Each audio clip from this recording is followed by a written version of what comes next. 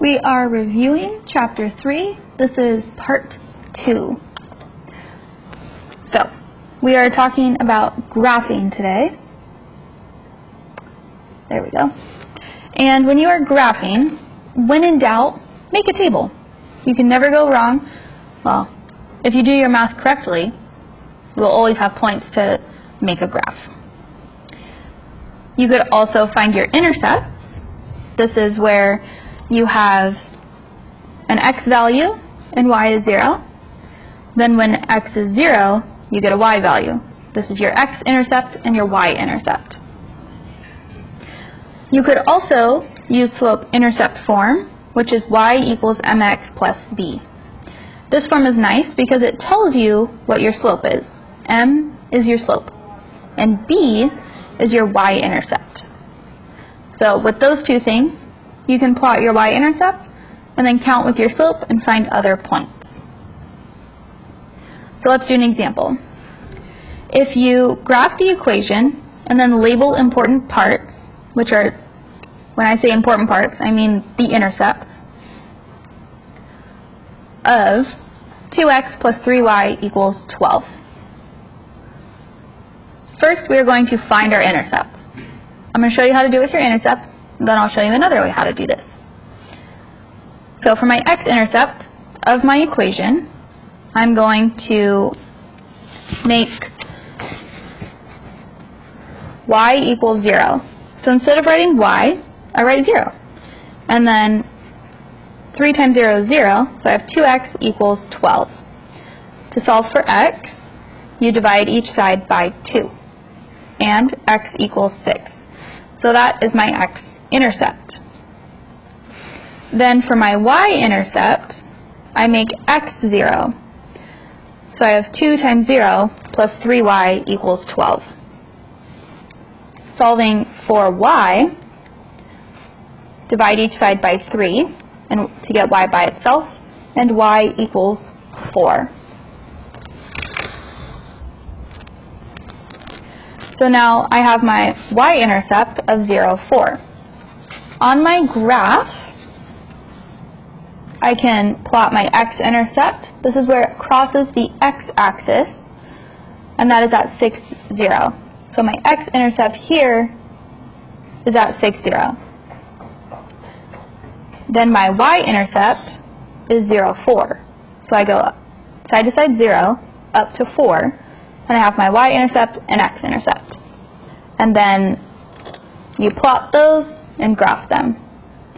So you have 0, 4, and 6, 0. So there you go. Another way you could do this is if you use slope-intercept form. So for 2x plus 3y equals 12, I need it to be y equals mx plus b. So I need to solve for y. To do that, I move my x term over, and so I subtract it to move it, and you get 3y equals negative 2x plus 12. My y term is by itself, but not just y. So divide by 3, and what you do to 1, you have to do to all. So then y equals negative 2/3 x plus 4. This is slope-intercept form. So I know negative 2/3 is my slope, and 4 is my y-intercept. So on my graph, I would plot my y-intercept of 4, and then count with my slope. It's negative 2, so I go down 2 to the right 3. Put a point. Down 2 to the right 3. Put a point. I could keep going. Down 2 to the right 3, and I get another point on my graph. So this one, you only need slope and your y-intercept. If you wanted to solve for your x-intercept, this y would be 0, and then you solve for x. Let's talk about slope a little bit. So slope means rise over run. So I had negative 2/3, so that was going down 2, my rise was down 2, and the run, side to side, is 3. So that means it's the change in y over the change in x. How much you go up and down versus how much you go side to side. To find that, you would use y2 minus y1 over x2 minus x1.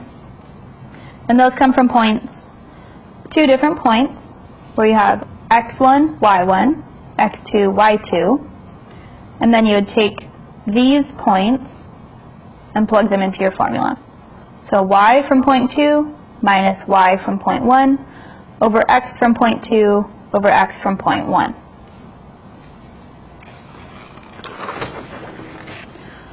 So let's do an example. We're going to calculate the slope of these points, 3, 2, 4, 4.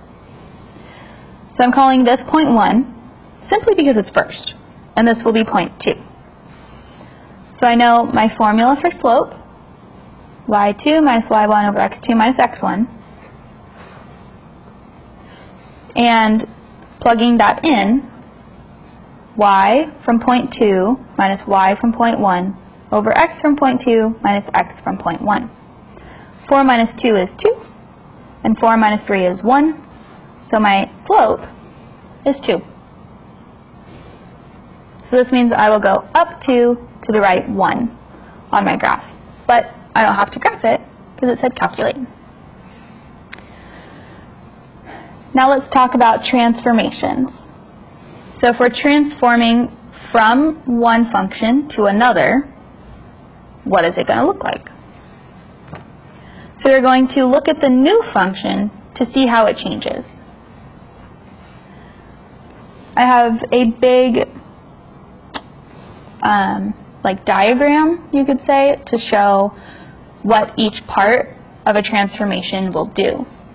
So if we are going from f of x to g of x,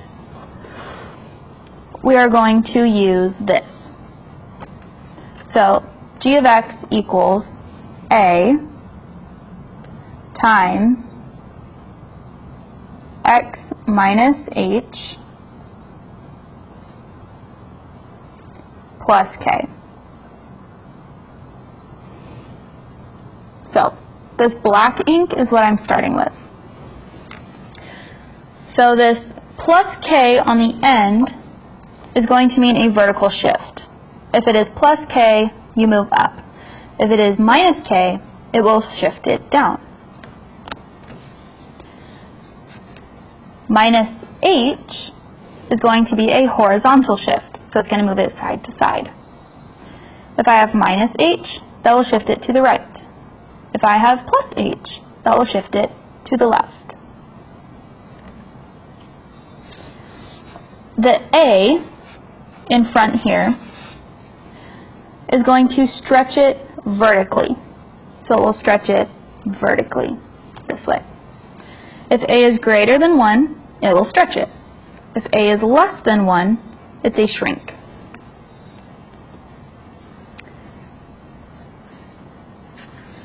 If I have a number in front of x, that is going to be a horizontal stretch. So we'll stretch it side to side. This is opposite. So if a is less than 1, that will stretch. If a is greater than 1, it will shrink.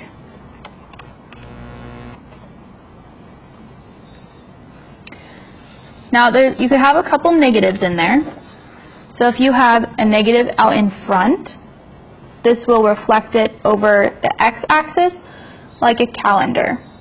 So it will go from pointing up to pointing down. No, pointing down this way. So go from up to down. Just flips it up and down like a calendar. If you have a negative in front of your x, inside parentheses, it will reflect it side to side like a book. So you go from here, reflect it over to here. So just look at your new one and figure out, oh, does it have a number on the end? How is that going to shift it? Does it have a number on the inside? That's going to stretch it or shrink it horizontally. and then you write by how much.